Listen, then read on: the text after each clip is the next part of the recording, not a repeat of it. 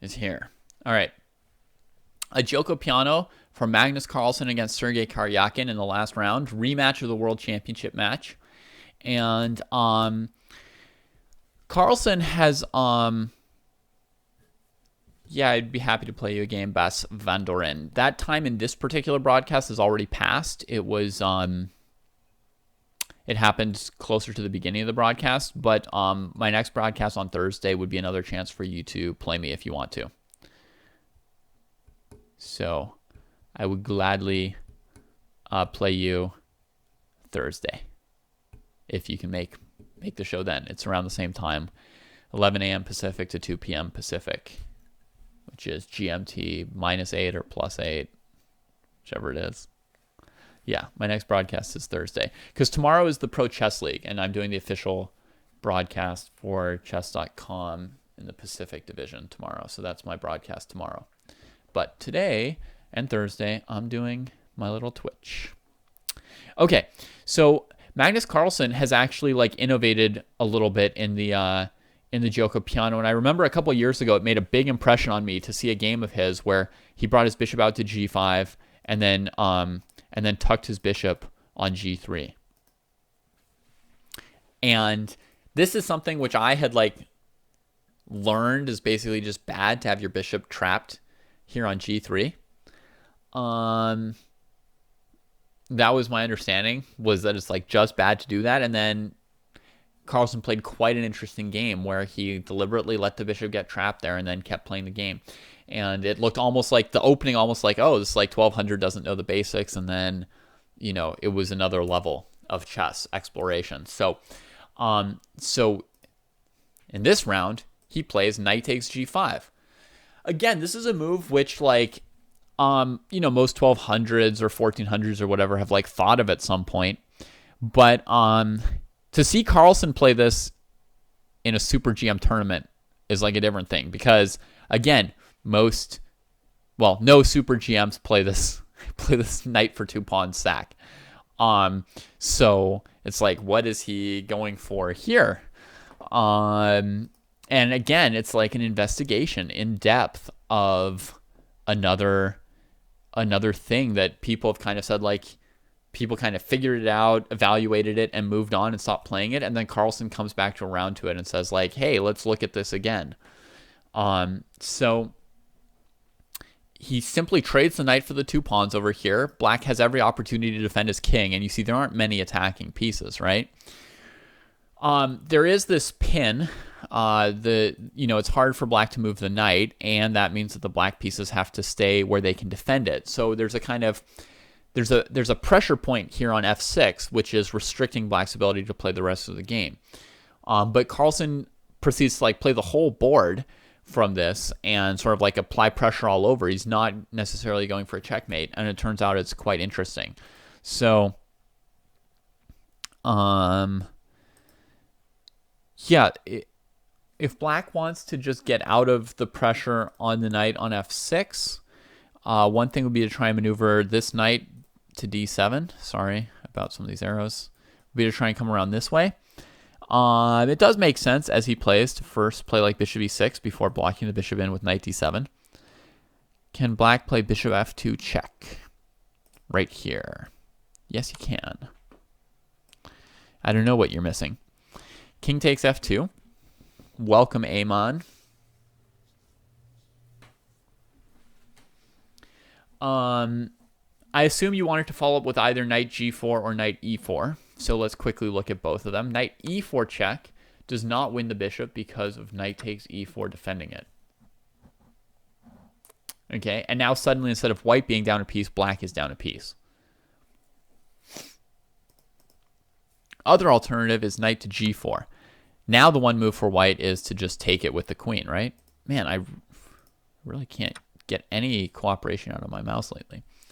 Okay, and defend the bishop, right? So presumably then the only thing black can do is take here, taking the queen, right? I don't know what else you might have planned here, but I'm going to assume it's that. And then white takes here, and now the only thing hanging is the bishop, so black can take it, and now you can count the material. And you might be surprised to see I will buy a new mouse very soon. Thank you, Malone. It's definitely in my plans. All right, bye, Farhan. Thanks for the excellent game today. That was super fun. That was a really fun game for me. I learned some stuff from playing it and talking about it afterwards.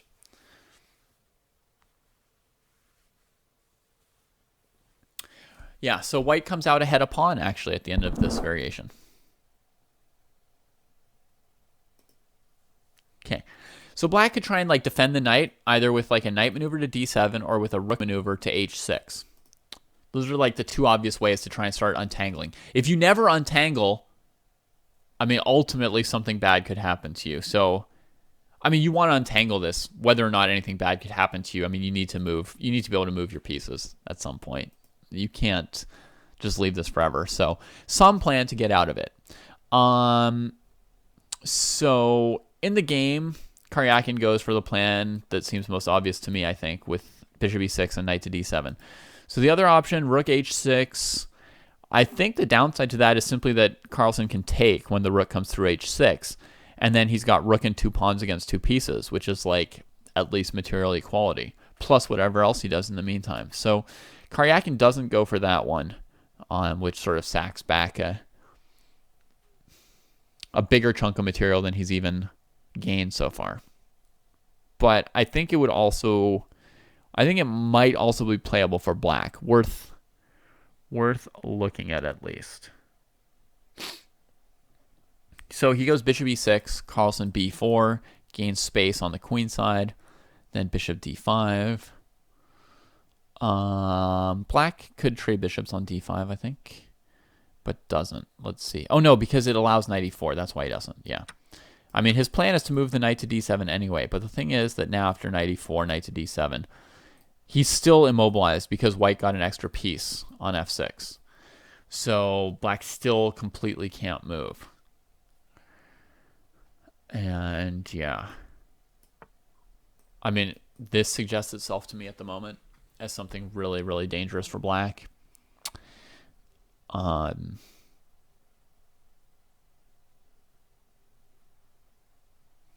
As well as possibly h5, h6 could be annoying.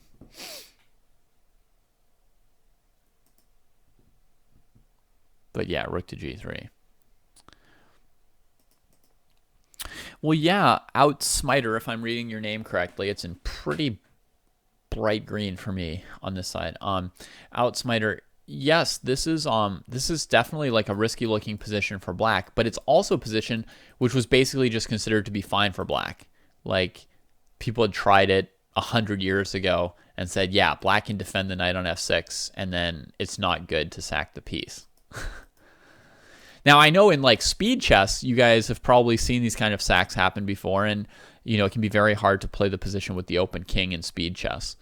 But frankly, it's also hard to play like the attacker's position because they're not actually attacking. They basically have two pawns against a piece, and the black king is open, but they don't even have an attack right now. There aren't like attacking pieces. So, perfect choice for Carlsen, right? An opening that's actually, you know, challenging for white and black to play the right moves.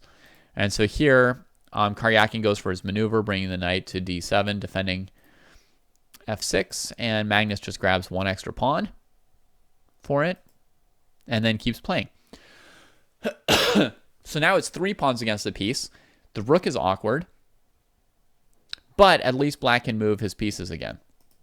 And honestly, in the middle game, a piece can be better than 3 pawns if black succeeds in organizing his king and his rooks. So a really complicated game ensued. We're not going to go through their entire game. But I think that Magnus got a perfectly playable game as white out of this opening. So I would say he has given us the green light to explore knight takes g5 further. You know, I didn't see any like obvious improvement for Karjakin in the opening, and I felt like Magnus had like a perfectly playable game here at this point.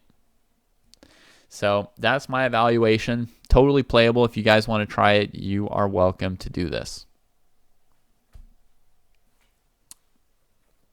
And now, oh yeah, and I was going to give a picture of each of the players we're looking at today. Here's Magnus. Magnus missing maiden 3 at Wake on Zay. And yeah, you could feel that he was kind of frustrated during this tournament. All right.